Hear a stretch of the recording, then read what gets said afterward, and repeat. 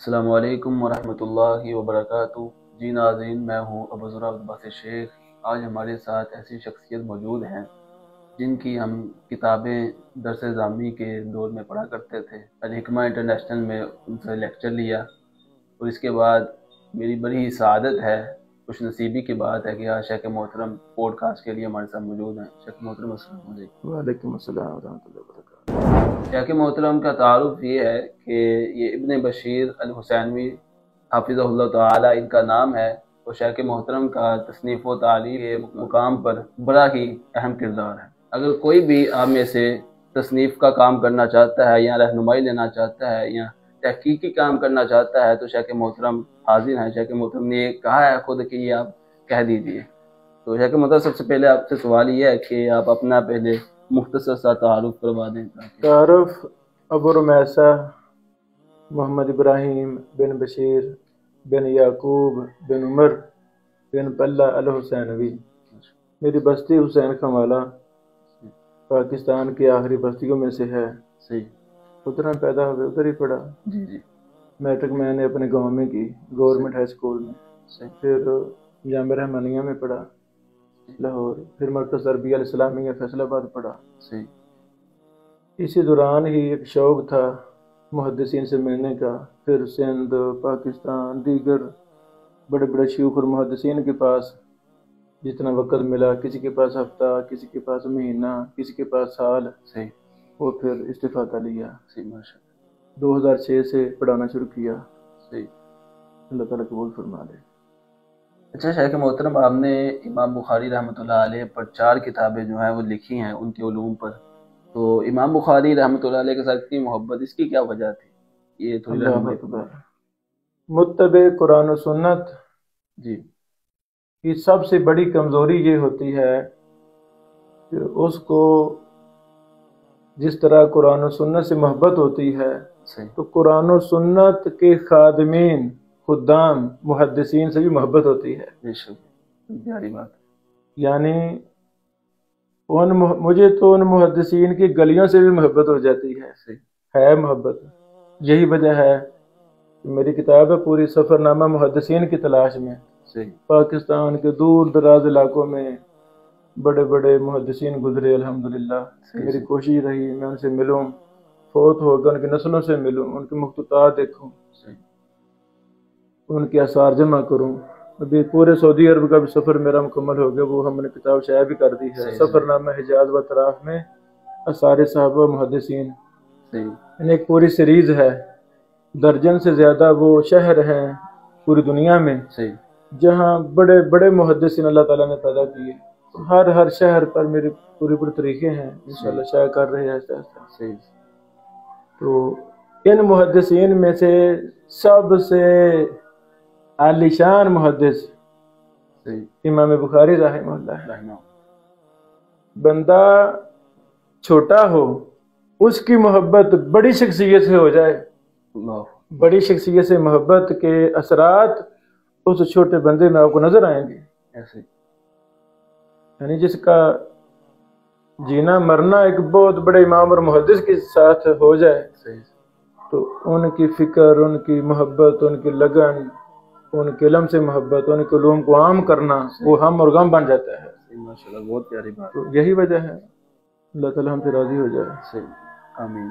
اچھا شیخ محترم، یہ جو امام بخاری رحمۃ اللہ علیہ کے جو علوم پر آپ نے 4 نئی کتابیں جو لکھی ہیں، اسے شائع کیا ہے، ان کے پہلے آپ نام بتا دیں، پھر آہستہ آہستہ ایک کی ہم بحث کی طرف آتے ہیں۔ ایک کتاب ہے علوم الحدیث عند البخاری، صحیح۔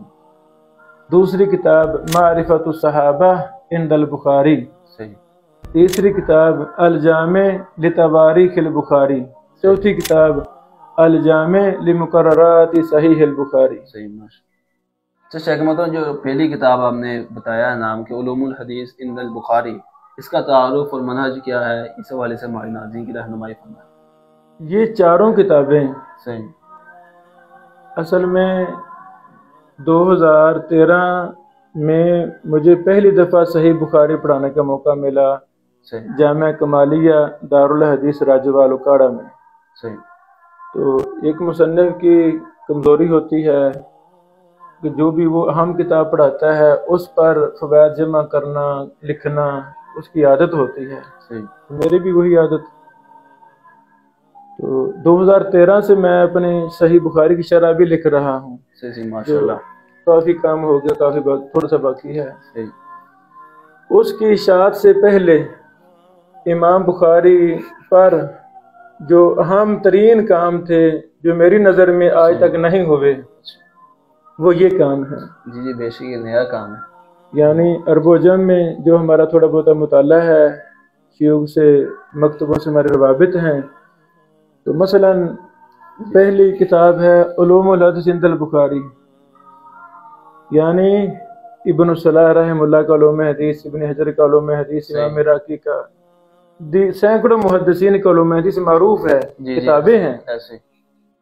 تو میں نے کہیں نہیں سنا, نہ کہیں پڑھا, نہ کہیں کوئی کتاب دیکھی عرب و جم میں کہ علوم الحدیث عند البخاری بھی کوئی کتاب ہے. یہ میرے ذہن میں ایک بڑا سوال تھا. پہلا یہ کارنامہ ہے جو یہ پہلے دفعہ ایسا ہوگا. ہاں ایک ایک اصطلاح پر دراسے ہیں سعودیہ میں, ایک ایک اصطلاح پر, لیکن دوسرے لفظوں میں یہ میں نے ایک متن تیار کر دیا ہے توفیق الہی سے امام بخاری رحمہ اللہ کے علوم حدیث پر. یہ ایک متن ہے. تو اس میں امام بخاری رحمہ اللہ کی تمام کتب, صحیح بخاری سمیت جرح و تعدیل کی کتب وغیرہ وغیرہ, ان تمام سے ہم نے یہ علوم حدیث کی بحوث کو ایک اچھی ترتیب سے جمع کیا ہے باحوالہ.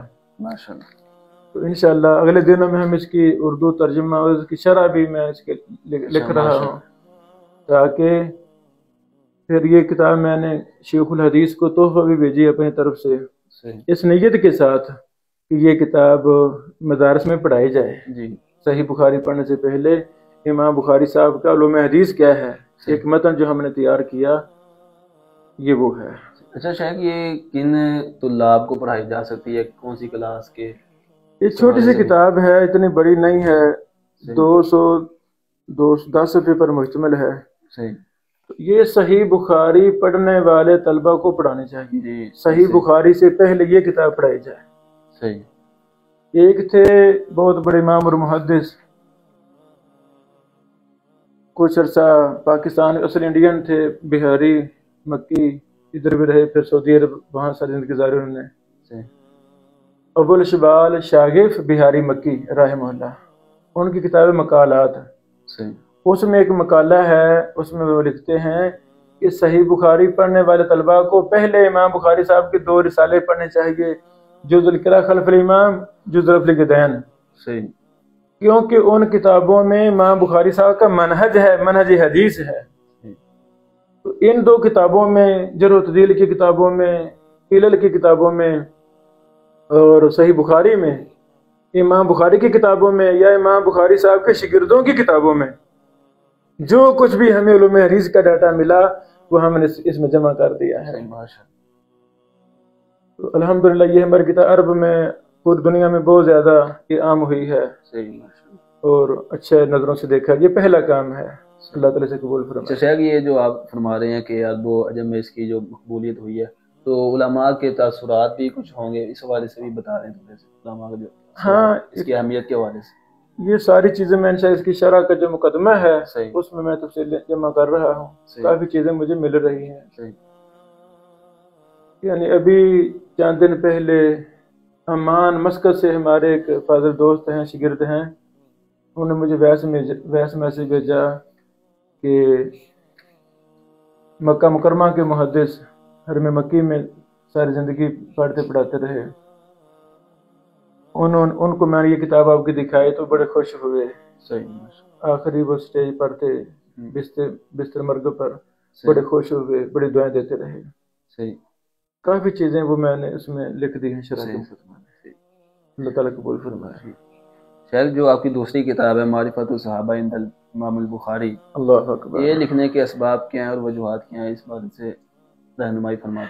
امام بخاری رحمہ اللہ تاریخ اسلام میں وہ پہلے شخص ہیں جنہوں نے صحابہ کرام کے تراجم پر پہلی کتاب لکھی.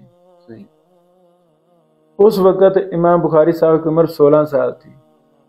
یعنی 16 سال کی عمر میں امام بخاری صاحب نے جو سب سے پہلی کتاب لکھی وہ صحابہ پر لکھی، قضائے صحابہ و تابعین کے نام سے، وہ کتاب ہے مفقود ہے۔ اسی طرح امام بخاری رحمہ اللہ نے صحابہ پر ایک دوسری بھی کتاب لکھی، اس کا نام تھا اصحاب النبی کے نام سے، اصحاب النبی صلی اللہ علیہ وسلم، اب وہ بھی مفقود ہے۔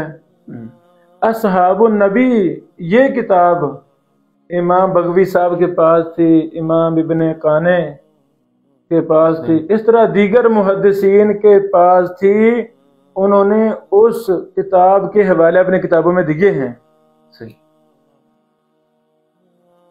اسی طرح یعنی ان دو باتوں سے آپ اندازہ لگا لیں کہ امام بخاری صاحب کو صحابہ کرام سے کتنی محبت تھی۔ پھر جب ہم صحیح بخاری دیکھتے ہیں تو صحیح بخاری میں امام بخاری رحمہ اللہ نے 2 کتب صحابہ کے ساتھ خاص کی ہیں، 2 کتابیں۔ یہ بات مجھے غمگین کر گئی کہ امام بخاری صاحب رحمہ اللہ کی صحابہ پر 2 کتابیں مستقل کتابیں وہ مفقود ہیں۔ تو پھر استخارہ کیا، دعائیں کی، کام شروع کر دیا کہ امام بخاری رحمہ اللہ کی تمام کتابوں سے اور جن محدثین کے پاس امام بخاری رحمہ اللہ کی یہ قضائے صحابہ یا صحابہ نبی کتاب تھی، انہوں نے اس کے حوالے سے اپنی کتابوں میں امام بغوی وغیرہ رحمہ اللہ نے چیزیں نقل کی ہیں، تو ہم نے وہاں سے بھی ڈاٹا اکٹھا کر کے اس میں جمع کر دیا ہے۔ ماشاءاللہ، یہ پھر تاریخ کا یہ پہلا کام ہوگا جو آپ نے کیا۔ ہاں، میری نظر میں یعنی جب بھی ہم کوئی کتاب لکھتے ہیں تو عرب و عجم کے جو شیوخ ہمارے روابط میں ہیں، بڑے محدثین، ان سے مشورے کرتے ہیں وغیرہ وغیرہ۔ تو اس عنوان پر یہ پہلی کتاب ہے الحمدللہ۔ یہ امام بخاری رحمہ اللہ سے چونکہ ہمیں بڑی محبت ہے، ہمارے ایمان کا حصہ ہے محبت، تو امام بخاری رحمہ اللہ کی داستانیں ہمیں بچوں کو سنانی چاہیے، ماؤں کو سنانی چاہیے، طلبہ کو سنانی چاہیے۔ یہ ایک محبت تھی میری، صحابہ سے محبت بھی ہمارے ایمان کا حصہ ہے، ان جلیل القدر محدثین سے محبت بھی ایمان کا حصہ ہے۔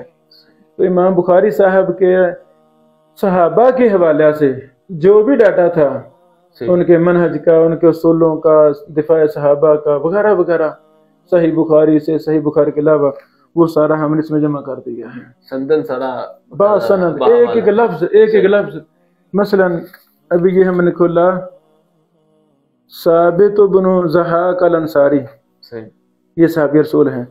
قال البخاری فی تاریخ الکبیر 2061 وقال بعض الکلابی لہ صحبہ واخوہ، یعنی جو امام بخاری صاحب کے لفظ ہیں وہی ہم نے اس میں لکھے ہیں، اب سے اضافہ کیا نہیں۔ اور بھی کتاب ہے، اعراب لگے ہوئے جی جی جی جی جی اور ہر صحابی رسول صلی اللہ علیہ وسلم کے نیچے حاشیے میں بھی ہم نے صحابہ پر لکھی ہوئی کتابیں، امام ابن عبد البر رحمہ اللہ کی، اس طرح حافظ ابن حجر رحمہ اللہ کی، ان کے بھی نیچے حوالے دے دیے ہیں تخریج میں، تاکہ تو طالب علم مزید چیز دیکھنا چاہتا ہے مفصل اللہ تو وہاں بھی دیکھ لیں۔ صحیح ہے۔ اور ایک صحابی کے حوالہ سے مثلا ابو ہریرہ رضی اللہ تعالیٰ عنہ، امام بخاری رحمہ اللہ نے ابو ہریرہ رضی اللہ تعالیٰ عنہ پر اپنی ہر کتاب میں بحث کی ہے۔ مثلا الادب المفرد، الادب المفرد میں بھی امام بخاری رحمہ اللہ نے ابو ہریرہ پر بحث کی ہے مختصر۔ اسی طرح الاوسط میں بھی بحث کی ہے، تاریخ کبیر میں بھی بحث کی ہے، صحیح بخاری میں بھی بحث کی ہے۔ جو بھی امام بخاری صاحب نے ابو ہریرہ رضی اللہ تعالیٰ عنہ کے حوالہ سے اپنے کتابوں میں حالات لکھے، صحیح بخاری میں حدیث لائے، سب کچھ آپ کو ابو ہریرہ کے ترجمے میں یہاں ملے گا۔ اللہ تعالیٰ قبول فرما لے۔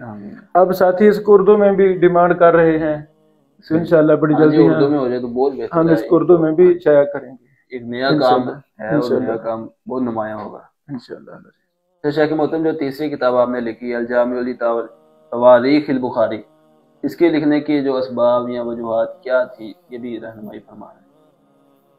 امام بخاری رحمہ اللہ کا جرح و تعدیل کا فن،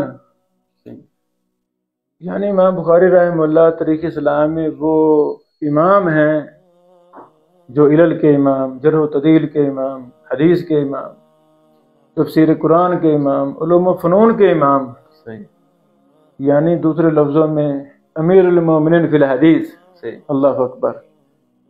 تو امام بخاری رحمہ اللہ ایک رائے پر بحث کرتے ہیں، کچھ بحث تاریخ کبیر میں کی ہے، تو کچھ الاوسط میں کی ہے، کچھ صغیر میں کی ہے۔ پھر اسی طرح اسی راوی پر بحث امام بخاری صاحب نے اپنے دوسری کتابوں میں بھی کی ہے، مثلا صحیح بخاری میں راوی پر بحث موجود ہیں، الادب المفرد میں بھی ہمیں بعض حوالے ملے، جز الفریدین اس میں بھی حوالے ملے راوی پر جرح و تعدیل کے۔ پھر امام بخاری رحمہ اللہ کے شاگردوں نے امام بخاری سے جو سوال و جواب کیے علل کی کتابوں میں وغیرہ انہوں نے جمع کیا، ان کو لکھا کہ امام بخاری صاحب نے یہ کہا۔ علل کی کتابوں میں بہت اقوال ہیں، خصوصاً امام ترمذی رحمہ اللہ کی۔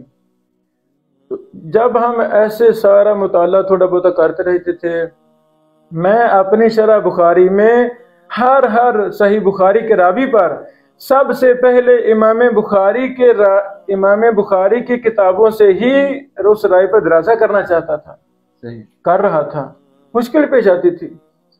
تو پھر اللہ تعالیٰ نے شرح صدر کر دی کہ یہ کام مستقل کیا جائے، الگ کتابی شکل میں کیا جائے۔ یعنی امام بخاری رحمہ اللہ جو جرح و تعدیل کے بہت بڑے ائمہ میں سے تھے، جنہوں نے مستقل کتابوں کی بنیاد ڈالی، تاریخ الکبیر لکھی، الصغیر لکھی، الضعفاء لکھی، الکنہ لکھی، الاوسط لکھی، جرح و تعدیل کی بنیادی کتابیں یہی ہیں جی۔ اتنے بڑے امام اور محدث کا جو جرح و تعدیل کا فن، میں چاہتا تھا میں اس کو اکٹھا کروں ایک ترتیب کے ساتھ۔ تو یہ تین جلدیں، تین جلدوں میں ماشاءاللہ، یعنی یہ ضخیم 3 جلدوں میں امام بخاری رحمہ اللہ کا ہم کہہ سکتے ہیں 95 96 97% جرح و تعدیل جمع ہو چکا ہے۔ ہاں انسان ہونے کے ناطے اگر کوئی حوالہ ہم سے رہ گیا ہے تو یہ کتاب دنیا میں جا چکی ہے، جا رہی مسلسل الحمدللہ۔ تو ہمیں آپ بھی ہمارے ناظرین بھی بتائیں، وہ ہم اس میں اضافہ کریں گے انشاءاللہ۔ یہ خلاصہ ہے تو شیخ یہ بھی تاریخ میں جو پہلا کام ہوگا، ہاں یعنی میرے ناقص علم کے مطابق ہم بڑے کمزور لوگ ہیں، ہمارا علم بہت تھوڑا علم ہے، یہ تاریخ میں پہلا کام ہے کہ جس میں امام بخاری رحمہ اللہ کے فن جرح و تعدیل کو مدون کر دیا گیا ہو۔ یعنی جس کے پاس ہماری یہ کتاب ہے گویا کہ اس کے پاس تاریخ کبیر بھی ہے، اوسط بھی ہے، صغیر بھی ہے، ضعفاء بھی ہے وغیرہ وغیرہ۔ اس کو لکھنے کا جو ایک اور ہم غم لگا، میں نام نہیں لیتا، کئی مدارس میں ہمیں جانے کا موقع ملتا رہتا ہے، تو ایک جگہ پر 200 علماء میرے سامنے تھے۔ یعنی دورہ جات جب ہم کرواتے ہیں تو بڑی تعداد ہوتی ہے، 1000 تک بھی تعداد بعض جگہ ہوئی ہے الحمدللہ 2 دن کے دورے میں۔ اس میں 200 علماء تھے۔ میں نے پوچھا بیٹو، وہ میرا دورہ تھا امام بخاری رحمہ اللہ کا فن جرح و تعدیل، یہی دورہ تھا۔ تو میں نے شروع میں یہی سوال کیا، آپ بتائیں کہ امام بخاری صاحب نے جرح و تعدیل میں کتنی کتابیں لکھی ہیں؟ تو ان 200 میں سے کسی کو بھی نہیں پتا تھا۔ یعنی امام بخاری رحمہ اللہ کی صحیح بخاری نہ پڑھیں ہمیں سند نہیں ملتی۔ تو امام بخاری نے جو دوسری کتابیں لکھی ہیں، جرح و تعدیل پر کتابیں لکھی ہیں، حق تو یہ تھا کہ صحیح بخاری پڑھی جا رہی ہے، ساتھ امام بخاری صاحب کی جرح و تعدیل کی کتابیں بھی پڑھی جا رہی ہیں۔ طلبہ صحیح بخاری میں اس وقت تک ماہر بن سکتے ہی نہیں، ہاں ترجمہ میں، فقہ میں، جیسے الحمدللہ ہمارے ہاں رواج ہے، بڑا زور دیا جاتا ہے، کاش اسی طرح جرح و تعدیل پر بھی زور دیا جاتا ہے تو ہمارے طلبہ، ہمارے علماء یعنی محقق بنتے، علل میں جرح و تعدیل میں کافی زیادہ ماہر ہوتے۔ تو یہ بھی پریشانی تھی، تو یہ دونوں وجوہات کی وجہ سے یہ میں نے کتاب بہت بہترین مرتب کیا۔ شیخ محمد جو چوتھی کتاب ہے جو آپ نے لکھی ہے الجامع مقررات صحیح بخاری، اس کا تعارف بھی بتا دیجئے اور اس کا منہج کیا تھا لکھنے کا؟ یعنی امام بخاری رحمہ اللہ صحیح بخاری میں ایک حدیث کو بار بار لاتے ہیں، صحیح جی، اسے کہتے ہیں تکرار حدیث مقررات، بار بار حدیث کو لانا. ہم نے بڑے بڑے محدثین، بڑے بڑے شیوخ سے جو ہم نے استفادہ کیا، سال ہر سال پڑھا، منہج لیا، ان میں سے بعض کبار شیوخ ہمیں صحیح بخاری کے دوران کہا کرتے تھے کہ بیٹو ایک حدیث کی ساری سندیں لاؤ اکٹھی کر کے، صحیح بخاری سے سارے ابواب اکٹھے کر کے لائیں، سارے متن اکٹھے کر کے لائیں، ان میں فرق کیا ہے؟ حدیث ایک ہے، امام بخاری صاحب اس کو 30 دفعہ لا رہے ہیں، تو 30 بار کون سا باب قائم کیا ہے، 30 بار سندیں کون سے لائے ہیں، 30 بار متن کون سے لائے ہیں.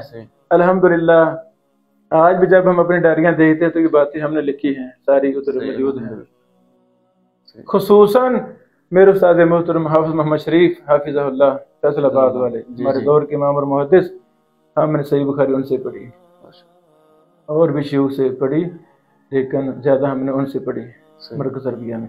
تو شیخ محترم کا یہ منہج ہوا کرتا تھا، وہ ہمیں ایک ایک حدیث کو ایسے کہتے تھے سب چیز جمع کریں.